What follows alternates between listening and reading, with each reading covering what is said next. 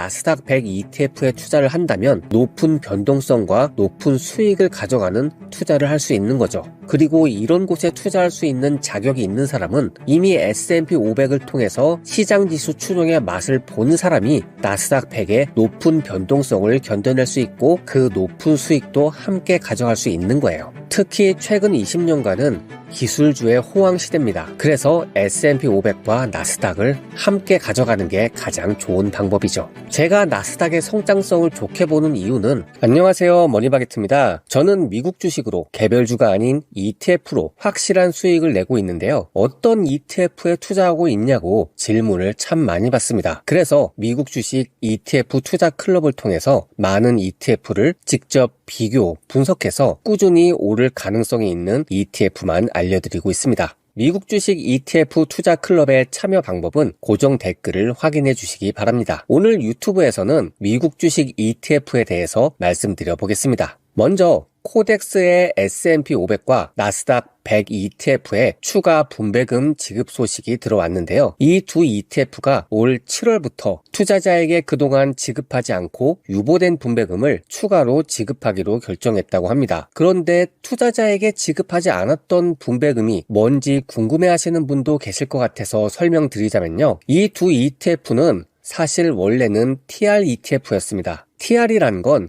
분배금을 지급하지 않고 자동으로 재투자하는 방식으로 운용하는 상품인데요. 어차피 나는 분배금 받아서 재투자할 건데 굳이 분배금을 주지 말고 운용사가 알아서 재투자를 해줘 라는 상품이거든요. 이 방식으로 하게 되면 분배금을 지급하지 않기 때문에 이때 내야 하는 세금 15.4%를 내지 않아도 되고요. 모든 분배금이 온전히 재투자가 될 수 있기 때문에 정말 인기가 많았습니다. 하지만 안타깝게도 올해부터 바뀐 세법에 따라서 모든 ETF는 분배금을 1년에 1회 이상 현금으로 지급해야 되는 의무가 생겼습니다. 결국 코덱스는 두 상품을 1월 24일자로 다른 ETF와 똑같이 분기별로 분배금을 지급하는 상품으로 전환하게 됩니다. 그동안 TR 상품에 투자한 사람들에게는 참 아쉬운 소식이었죠. 그리고 5월 7일에 첫 분배금이 지급됐는데요. 여기까지라면 그냥 TR 상품이 법 때문에 어쩔 수 없이 PR로 바뀌었구나 라고 생각할 수 있습니다. 그런데 코덱스는 여기서 또 다른 충격적인 결정을 합니다. 그동안 지급하지 않았던 분배금을 앞으로 15회에 걸쳐서 분할로 지급하겠다는 건데요. TR ETF는 2021년 4월 9일에 첫 출시가 됐습니다. 세법 개정안이 시행되던 2025년 1월 1일 이전까지 3년 7개월 동안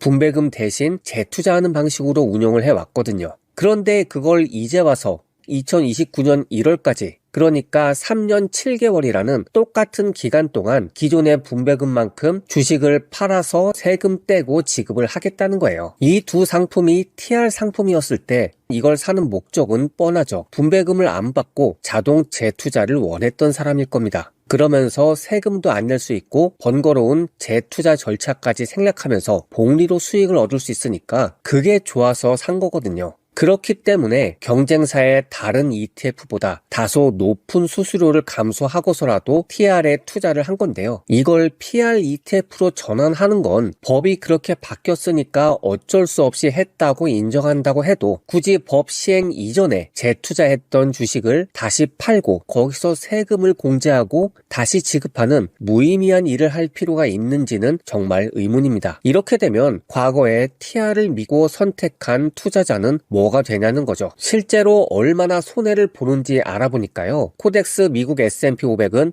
0.27%씩 15회니까 4.05%고요. 코덱스 미국 나스닥 100은 0.14%씩 15회 2.1%의 분배금을 추가로 지급합니다. 그리고 그만큼 NAV에서 감소하기 때문에 주가도 빠지겠죠. 하지만 실제로 분배받는 금액은 세금 15.4%를 뗀 3.42%와 1.77%에 불과합니다. 여기에 추가로 분배금 지급을 위해 필요한 시간, 회계, 금융 비용을 제외하면 실제 손해보는 금액은 더 커질 거예요. 이건 분배금 더 준다고 좋아할 일이 절대 아니에요. 결국 제 살 깎아 먹기라는 거죠. 코덱스는 이 사실을 너무 잘 알고 있을 거예요. 그런데 왜 굳이 누구도 원하지 않는 손해보는 결정을 했는지 정말 궁금했는데요.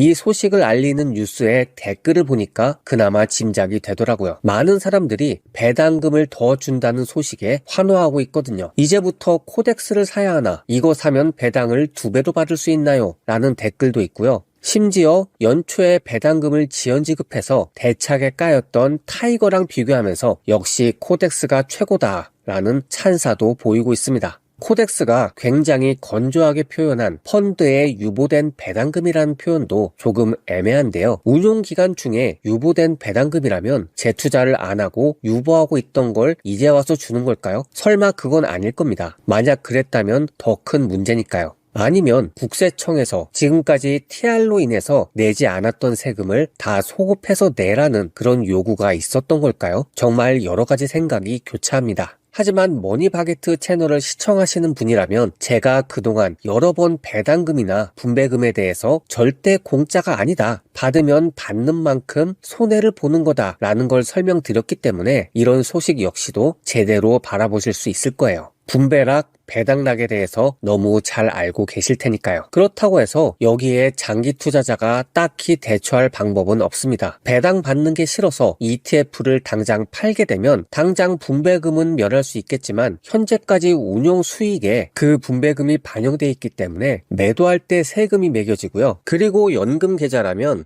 분배금에는 세금을 즉시 내지만 매매 차익은 과세이연이 유지되기 때문에 빨리 팔아서 앞으로 받을 배당 소득을 매매 차익 소득으로 바꿔놔야 됩니다. 혹시라도 현재 마이너스인 분이 계시다면 지금 매도하고 다른 ETF로 갈아타셔서 주가로는 손해를 보고 있는데 배당금을 받았다는 이유로 세금을 내는 억울한 일은 없어야겠습니다. 또 신규 매수 역시도 장기 투자를 염두에 두신다면 배당금을 이중으로 지급하는 2029년 1월까지는 굳이 코덱스를 살 필요가 없어졌습니다. 코덱스와 타이거는 국내 ETF의 양대 산맥인데요. 올해 1분기에 개인 투자자가 가장 많이 순매수한 ETF가 1위는 미래에셋의 타이거 미국 S&P 500이고요. 2위가 삼성자산운용의 코덱스 미국 S&P 500, 3위가 타이거 미국 나스닥 100, 4위가 코덱스 미국 나스닥 100입니다. 이 정도로 두 회사는 치열한 경쟁을 하고 있어요. 하지만 두 ETF 모두 똑같이 S&P 500과 나스닥 100을 추종하는 만큼 기본적인 수익률과 배당에는 큰 차이가 없습니다. 하지만 운용사의 신뢰 또는 운영 방식을 보고 ETF를 매수해야 되는 거죠. 그래서 저는 코덱스가 이 문제에 대해서 자세하게 다시 공지를 해줬으면 좋겠습니다. 그럼 여기서 나스닥 100이 언급된 만큼 오늘 본격적으로 하고 싶은 얘기, 나스닥 100 ETF를 좀 더 이야기해 볼게요. 저는 주로 S&P 500을 이야기했지만요. S&P 500에 투자하는 습관이 정착된 다음에는 그때부터는 조금 더 높은 수익을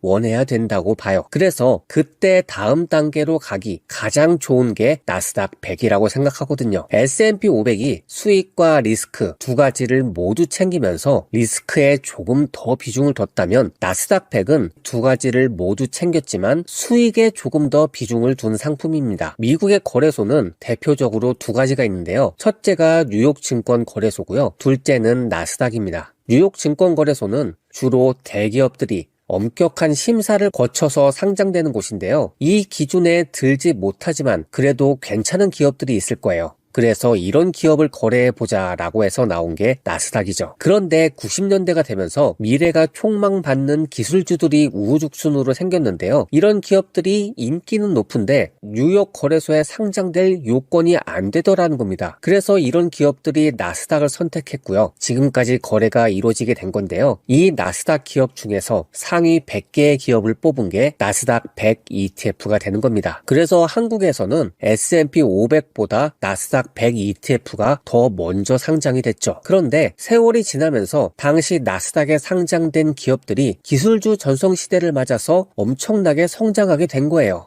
마이크로소프트나 아마존 같은 기업들이죠. 그래서 이제는 나스닥에 있는 주요 기업들, 알파벳, 엔비디아, 테슬라 이런 미국 시총 상위 대부분의 기업이 다 나스닥에 속하게 된 거예요. 그래서 이제는 더 이상 나스닥이 뉴욕에 가지 못하는 기업의 무대가 아니라 기술주나 성장주를 대변하는 이미지로 바뀌게 된 겁니다. 그래서 지금 나스닥 100 ETF에 투자를 한다면 이건 성장주에 투자하겠다는 의미가 되는 거예요. 높은 변동성과 높은 수익을 가져가는 투자를 할 수 있는 거죠. 그리고 이런 곳에 투자할 수 있는 자격이 있는 사람은 이미 S&P 500을 통해서 시장지수 추종의 맛을 본 사람이 나스닥 100의 높은 변동성을 견뎌낼 수 있고 그 높은 수익도 함께 가져갈 수 있는 거예요. 특히 최근 20년간은 기술주의 호황 시대입니다. 그래서 S&P 500과 나스닥을 함께 가져가는 게 가장 좋은 방법이죠. 제가 나스닥의 성장성을 좋게 보는 이유는 현대 사회에서 플랫폼의 변화 때문인데요. 우리 사회는 오프라인에서 온라인으로 변하고 있다는 걸 누구나 공감하실 거예요. 그런 변화는 사람들이 모이는 곳도 소비하는 곳도 온라인으로 바뀌게 만들었죠. 그러면서 돈을 버는 중심, 오프라인 시대에는 돈을 잘 벌기 위해서는 유동인구가 많은 곳에 또는 사람들이 소비를 많이 하는 곳에서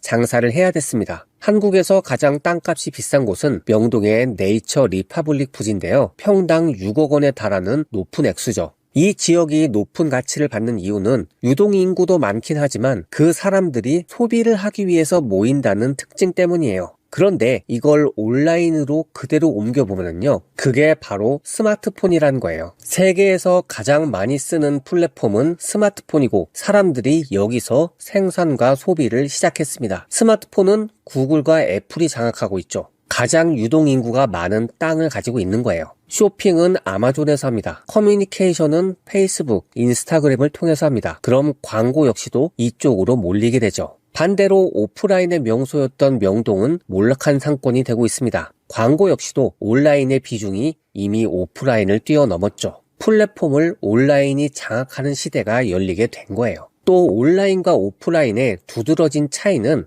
소수의 기업이 독식할 수 있다는 겁니다. 오프라인의 공간이야 아무리 몫이 좋은 곳이어도 거기 모일 수 있는 사람은 한정돼 있죠. 아무리 대형 매장을 짓는다고 해도 그 안에 들어올 수 있는 사람은 한정적이에요. 하지만 온라인은 그런 게 없습니다. 전 세계에서 몇 명이든 언제든 시간, 공간에 제한 없이 영업을 할 수 있고요. 그럼 사람들은 가장 경쟁력 있는 곳에 몰릴 수 있다는 겁니다. 그래서 승자 독식의 구도가 훨씬 더 강해질 거예요. 이런 시대의 변화를 가장 잘 대변하는 지수가 나스닥 100인 거예요. 지금 시대를 살고 있는 사람들의 삶과 비즈니스의 중심이 온라인으로 이동하는 가장 큰 수혜를 얻는 기업들은 인터넷과 모바일 같은 플랫폼에서 성공하는 그런 기업입니다. 그런 기업 100개가 나스닥에 모여있다면 이건 정말 좋은 기업이고 좋은 투자처라는 거죠. 물론 나스닥이라고 해서 영원하지는 않을 거예요. 세상은 꾸준히 변화하고 어떤 미래가 다가올지 모르기 때문에요. 세상의 변화가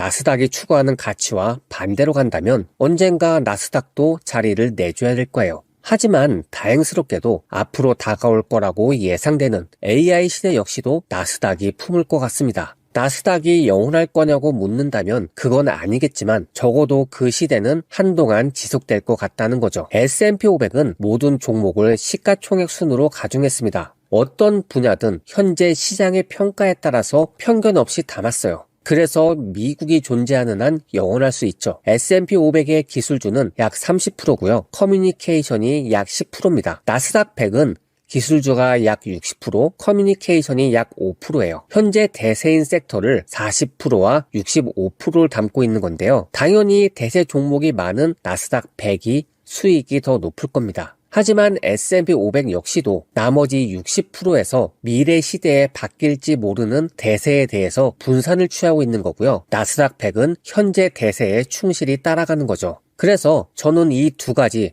모두 좋고 함께 투자하는 게 가장 균형적이라고 봐요. 오늘은 나스닥 100에 대해서 알아봤는데요. 앞으로도 놓치면 안 되는 미국 주식 ETF 소식 계속 전해드리겠습니다. 미국 주식과 ETF에 관련된 소식, 또 저의 투자 관점과 매수 타이밍이 궁금하시다면 미국 주식 ETF 투자 클럽에 참여해주세요. 매일매일 제공되는 ETF 투자 일지가 있고요. 월간 투자 라이브가 진행되고 월간 ETF 리포트도 받아보실 수 있습니다. 365일 여러분과 함께 미국 주식 ETF와 관련된 모든 정보를 나누어 드리겠습니다. 확실한 투자 방법을 알고 싶은 분들만 소수 정예로 모실 예정인데요. 꾸준히 실천하는 성공하는 투자를 하고 싶은 분들은 아래 고정 댓글을 확인해 주시길 바랍니다.